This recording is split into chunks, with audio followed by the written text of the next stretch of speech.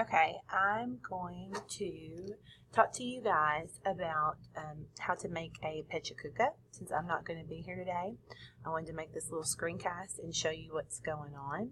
So first thing is we need to go in Schoology to your folder. You're going to Hardware, Software, Maintenance. You're going to click on Summative, and then you're going to find today's date, which is Friday, 10/21/A1.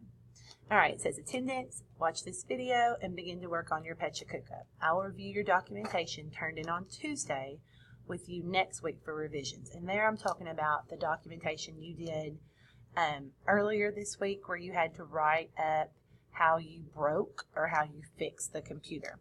But today what you're going to start working on is something called a pecha kucha. And a pecha kucha, my JavaScript class has already done that. But what it basically is it's a PowerPoint. Yours has to have 20 slides, and each slide has to have an image. So you have to have 20 images, one on each slide. We have to make this in PowerPoint. We can't make it on anything else because we're going to set up the PowerPoint so that each slide automatically transitions after 20 seconds. Basically what's going to happen is you're going to be talking, and then behind you is going to be a slideshow of images that are going every 20 seconds. So what's your pecha kucha going to be about? Well, your pecha kucha is going to be about how to fix something on the computer.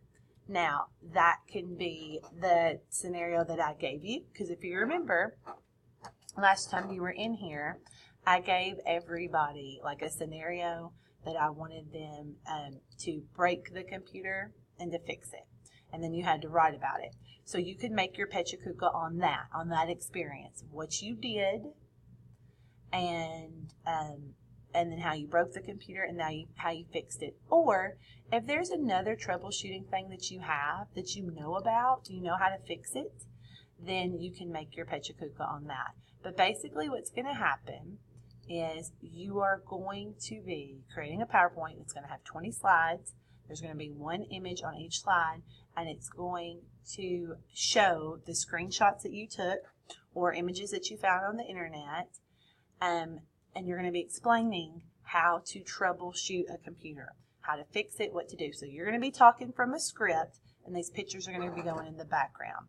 So let's see a example of a pecha kucha.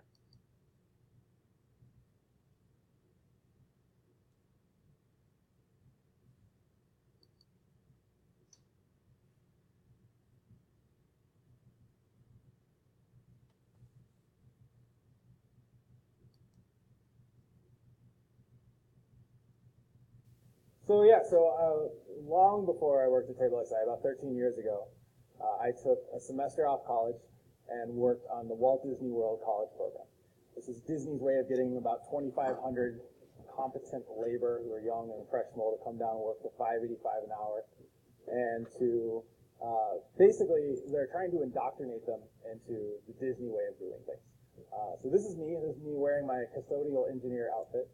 And I lived in an apartment complex with 2,500 college kids. And every day we'd go work for 40 hours at the theme parks. I worked at the Magic Kingdom. And some of us actually got college credit for this, which might seem a little strange, given that I was picking up trash. But Disney is world-renowned for their customer service. They have the Disney Institute, and Fortune 500 companies will send their staff down to be trained in customer service. And we took these classes so we could learn these, and we were sent out to basically have a lab session where we could practice these every single day. Disney thinks much differently about customer service than almost every other company in the world does. Disney, for starters, doesn't have customers. They have guests. And they don't have employees. They have cast members. And the cast members don't wear uniforms. They wear costumes. And they don't have job titles. They have roles. And for Disney World, everything is about controlling the entire experience. And so the first thing whenever I talk to people about working there, they say, oh, were you a character? I said, no, I actually had a much better job. For starters, it's about 40 degrees hotter in there than it is outside. And you don't actually get to interact with the customers. You don't get to talk to customers. You have the same experience here. So the first thing I learned from Disney is make everyone feel like they have a very important job.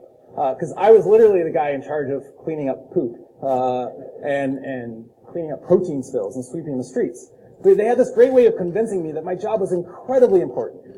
And one of the reasons is that Walt Disney placed a premium on the cleanliness of the place. And he controlled every aspect. So when you walk to the Magic Kingdom, you'll see this train station here, and he wanted to have a total barrier between the Magic Kingdom and the real world.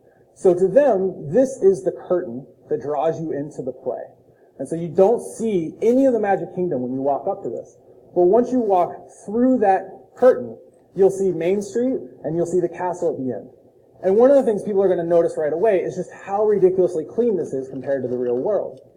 Now, Disney was so intentional about this little detail that when the Magic Kingdom first opened, he handed out a piece of candy to everybody who walked in.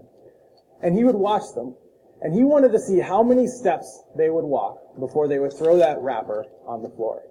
And he found out that it was about 30 feet. If they didn't encounter a trash can in 30 feet, they'd throw it on the ground.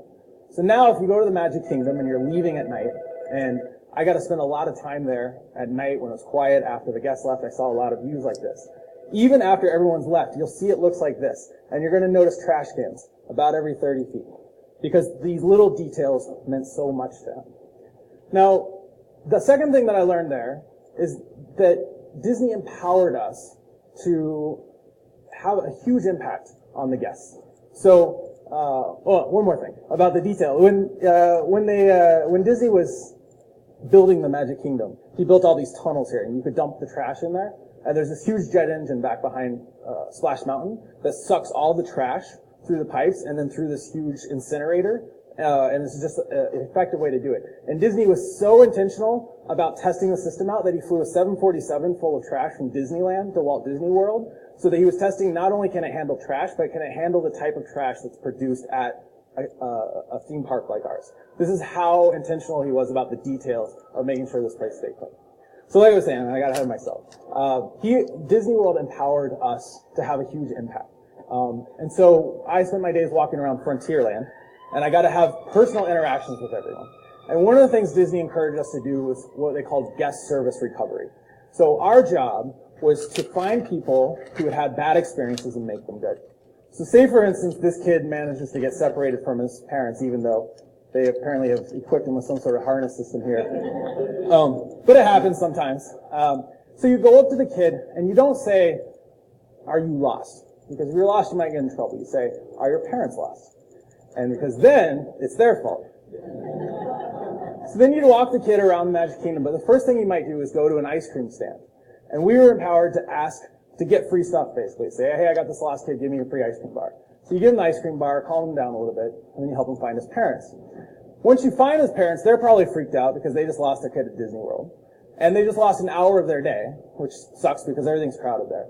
So we had what were called guest service recovery cards, where I could then write them a pass to skip to the front of the line of Splash Mountain, which basically saves them an hour, and they get that special treatment, and it would redeem that terrible experience. As another example, we had what was called a river walk along Frontierland. And especially in the spring when it was cold out by the ocean, we'd have tons of seagulls. And every single day, someone got shit on. And I don't know if you've ever had a seagull poop on you, but it kind of sucks. So I could take that guest service recovery card, and I could write that out and give it to them, and they could go to a gift shop and get a free $40 sweatshirt. Now, this sweatshirt probably actually cost Disney like $4 because they make them in China or whatever. But to the customer, it was a huge value, and it made them feel important.